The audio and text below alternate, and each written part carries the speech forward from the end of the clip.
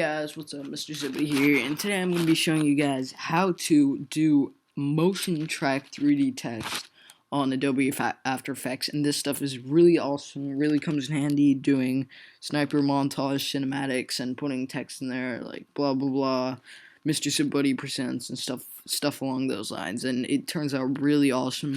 It has slight flaws, but you can fix the flaws if you know what to do, and yeah. So the first thing you have to do is you just need to drag in a Cinematics clip. This isn't the best Cinematics clip that I have, but this is what I still have on my computer, and I'm too lazy to get put in something new. So let me quickly render it to show you what my clip looks like. So you practically just want to download a clip off the internet like this, or if you already have one, you can use that, or maybe you can literally put it wherever you want, but you need like a motion, like you can't have like a still sitting cinematic, because that won't work, and it could work, but it would say like blah blah blah, this isn't moving. So this is my cinematic that I have, just a simple moving one, and pretty easy. So once you have that, all you need to do is press on the clip in between your layers. Don't like fuss about the other layers, they aren't really important. So you should only have one layer in there, and it should just be your clip, small clip, not too long. And what you have to do is you just have to highlight it, make sure it's highlighted like this. Just press on it, and you have to go to Effect and go to Perspective. Don't press on Perspective. Once you're on Perspective, just highlight over it, and we'll come up with this thing, and go to 3D Camera Tracking. Don't mind that. That shouldn't come up for you, and if it does, just press OK, then it doesn't really matter. And what it will do now is we'll analyze my background to see where all the points are, where it can like motion track the 3D stuff. And you can see the progress of this over here. As you see, 5%. It will take like a minute or so to render. Yeah, see. Well, it's going a little faster than a minute, but it shouldn't take too long to analyze the background. So after it analyzes the background, it's going to solve all the frames, which takes less time, maybe like not 10 seconds, I mean like 20 to 30 seconds, depending on how fast your computer on.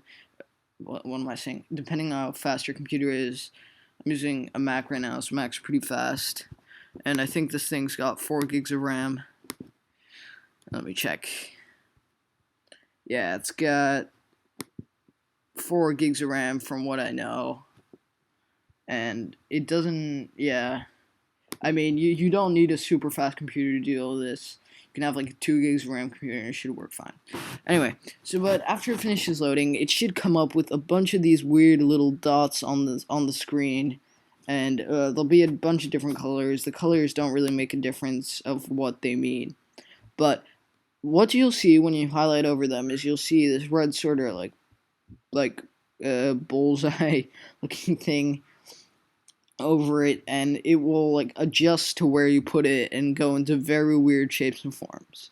So the flat part is what you want to be seeing. This with the face of this is where your text will be pointing to. So if I have it like this, put it here, then my text will be pointing somewhere over this side, and then you can't really see it while it's on the camera. The reason I said this is a bad frame because there's nothing really I can put it on here, and nothing really too easy, because that's what you would have to do with Cinema 4D. But what I'll just do is I'll just stick it on here and then right click so I can see the face of it. Right click and then press Create Text in Camera. And what it will do now is we'll render up a quick text and my camera and stuff for me. Okay guys, I'm back, and what I realized was wrong is I was rendering it in the best quality possible. So I was rendering it really high. And how to change your render quality, all you have to do is you want to go over to here where it says third or full or half or whatever it says down there, and you want to change it down to a third, a quarter, or half. I was using full there, or maybe to auto, and that is what was making it slower, but it shouldn't take long at all. It should take maybe like not even to a minute, maybe like 10 seconds. But anyways, as I zoom through it here, this is kind of what it will look like. As you see, it's very blurry, but that is just because it's trying to render each frame with the text in it. So, what you want to do after you got your text there, it should say text. And what we want to do now is customize it to what we want it to say, because we don't really want it to say text.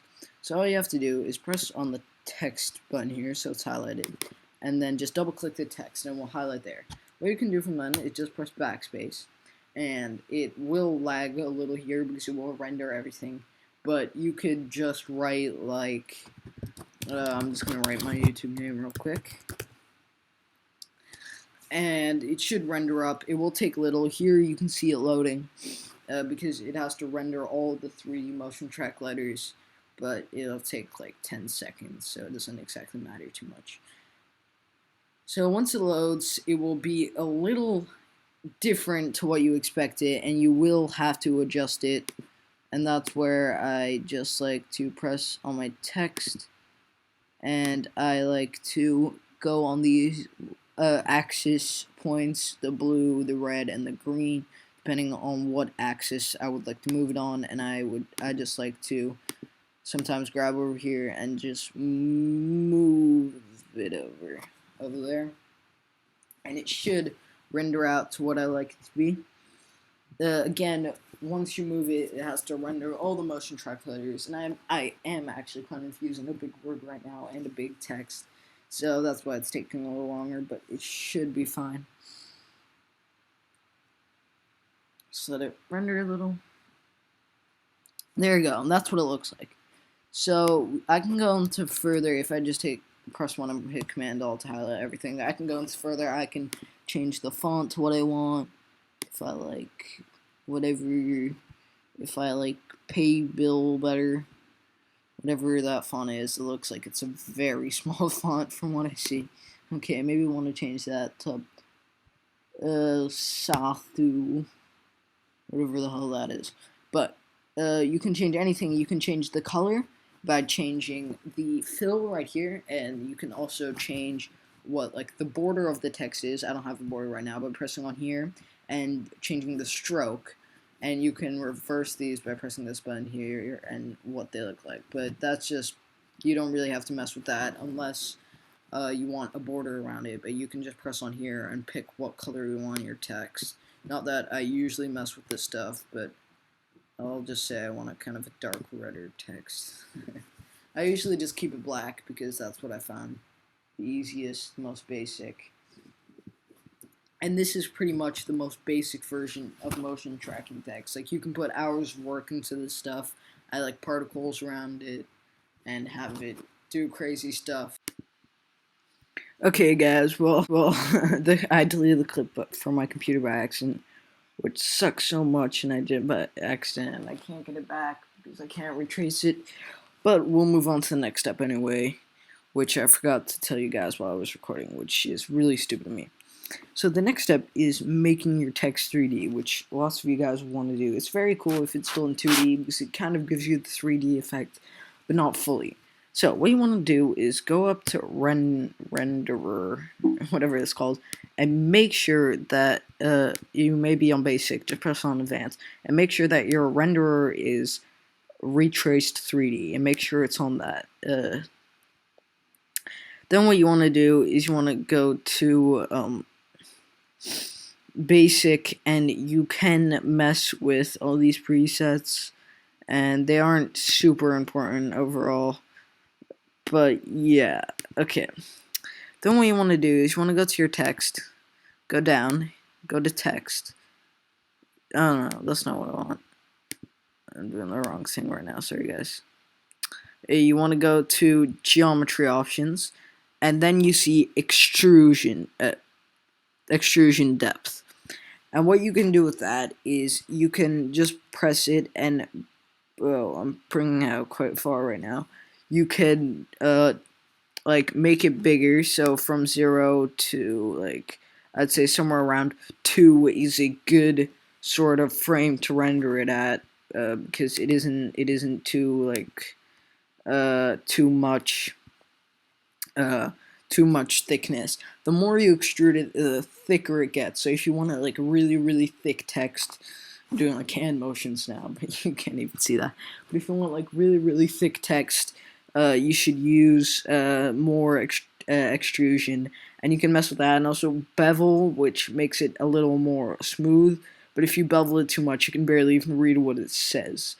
But if you would like to mess with that, go ahead. So right now, it's got the basics. So I can't show you guys the clip, but right now you see that it's 3D. It's looking good. It's a little too 3D for my taste. But so that is practically how the 3D will look, and it will move 3D. So yeah. But I mean, there you go. It rendered up, and it's looking pretty good. I'm liking it. And now all I really have to do, if I think I'm done with it, all I have to do is go and export the file, and it should be fine.